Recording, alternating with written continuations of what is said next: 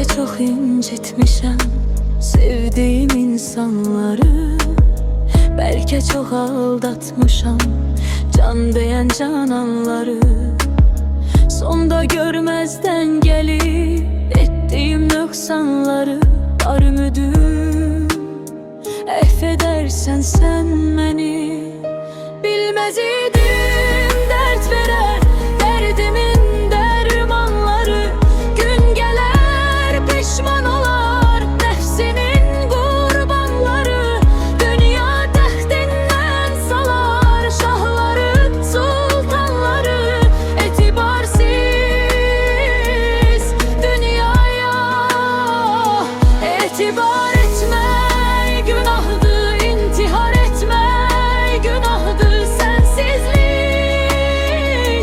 Sensizlik çok çetin dünyada, gem yazılmış kismetim.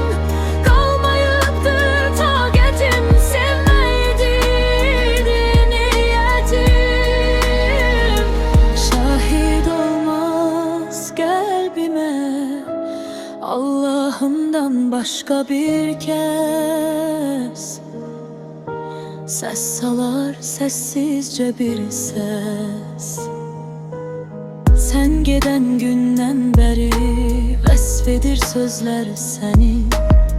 Ruhum ardıncan geler, kölge tek izler seni. Aşıkın tenha qalar, her gece gözler seni. Həsrətinlə məhvedersen sen beni.